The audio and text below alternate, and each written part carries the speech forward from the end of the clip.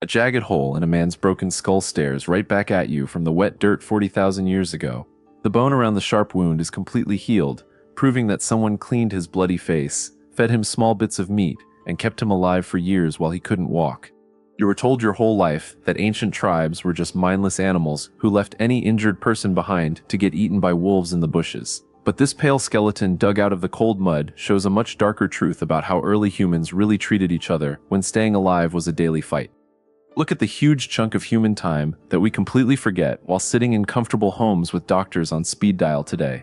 For over 300,000 years, your ancestors had to chase down wild beasts and pull meat off fresh bones using sharp rocks and raw physical force. If you snapped your knee or lost an eye in the thick woods, you became a heavy drag on a small group that was already starving to death.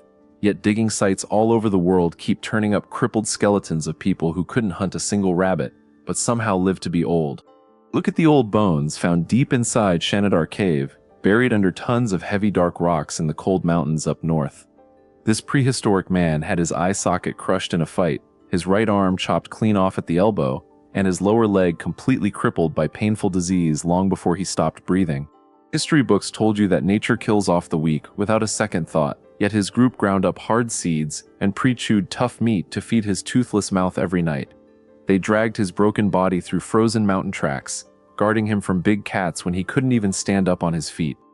How did a starving family of wanderers manage to keep a severely deformed girl alive for over 10 years during a brutal ice age?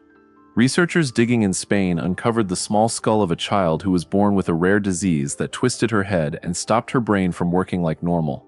She couldn't track animals, gather berries, or carry heavy skins, yet her tribe spent their precious food to keep her warm and fed until the day she died. This single discovery blew away old ideas about primitive selfishness and forced us to look at what really kept human groups together in the dark. Wait, look closer at the dark side of this old mercy, because it is not a sweet bedtime story about endless love and hugs. These early bands didn't save disabled people just to feel good inside. They ran a hard, cold system where everyone had to give something back to the group. A hunter with a crushed foot couldn't run after deer anymore, but he could sit by the fire for hours carving sharp stone points or scraping wet animal hides clean. A blind elder who couldn't see the path might remember where the waterholes were during bad droughts better than anyone else in the camp. When you put the teeth of these crippled survivors under big microscopes, you find scary marks of deep hunger locked right inside the bone layers. During bitter winter months when rivers froze solid and herds moved far away, the tribe had to make cold decisions about who got the last piece of fat. The strong hunters who could still throw spears ate first to keep their muscles working, leaving the injured to sit in the dark with empty, burning stomachs. Caring for a weak friend was a luxury that lasted only as long as the camp had extra meat sitting over the small fire. Think about the quiet terror running through your mind if you were a hunter who took a bad kick to the chest from a wild horse. You knew that as long as the tribe was catching animals, your friends would wrap your leg in wet moss and share their food with you. But you also knew that the second the meat ran out and the kids started crying from hunger, your place in the camp changed completely.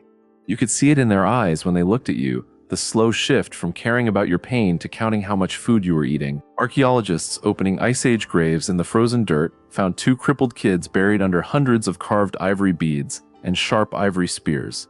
Detailed tests on their leg bones showed deep cut marks made by stone knives, proving someone ended their lives on purpose before burying them under the dirt. When massive blizzards hit the plains and starvation was about to wipe out the whole group, the same people who cared for these kids made the cold choice to sacrifice them. Their mercy had a hard wall, and that wall was reached the moment the whole tribe was about to die. Wait, stop and ask yourself this uncomfortable question right now. Was saving a disabled person the first sign of real human care, or was it just the earliest way to use someone until they had nothing left to give? Long before anyone wrote down words, a man who survived a cave lion attack with a twisted body was like a big trophy for the whole tribe. Showing off an old, crippled guy who couldn't hunt proved to enemy groups that your band had so much meat that you could afford to feed extra mouths. The disabled were family, but they were also living proof that your tribe was stronger than the wilderness. Imagine the terrible pain of sitting in the dirt while 4 men pulled on your broken leg to get the bone straight without any pain medication at all. They put sticky tree sap and smashed leaves over your open flesh, wrapping the wound tight with wet animal guts that shrank as they dried out. They spent months wiping flies off your skin and bringing you water in leather bags while you lay on a bed of dry leaves. They put up with heavy work to keep you alive, but they expected you to take the screaming pain without making a sound that might bring wild beasts to the camp. Look at how your brain handles the thought of living in a place where your life is worth only what you can do for the people around you. Today you rely on quick hospital visits, plastic cards, and government checks to take care of you if your body gives out or you get sick. You live in a quiet, clean world where you can go months without ever needing a neighbor to help you get food. Ancient humans had no safety net at all, except the raw personal connection with people who slept shoulder to shoulder with them in the dirt every single night. The biggest shock buried in these old bone pits is that our ancestors were way more complicated than simple history books ever try to tell you. They were capable of taking care of a sick child for 10 long years with real patience, while also being ready to make a cold, bloody sacrifice when the winter got too hard. They didn't view life through clean ideas of pure good or pure evil like we try to do in our modern lives. They lived in a rough, dangerous world where care and cold survival decisions sat right next to each other in the same small cave. Look at the big warning sitting right in front of us in a modern world full of quick text messages, quiet nursing homes, and cold hospital rooms. We like to brag about how civilized and kind we are today, but we pack our sick and old people away where nobody has to watch them suffer. Ancient humans carried their crippled friends on their own backs, smelled their bad wounds, and put food right into their mouths until the very end. We traded raw, messy personal responsibility for clean walls that hide hard human pain from our eyes. Your body still holds the old wiring from those ancient group bonds every time you feel a quick pang in your chest when seeing someone hurt in front of you.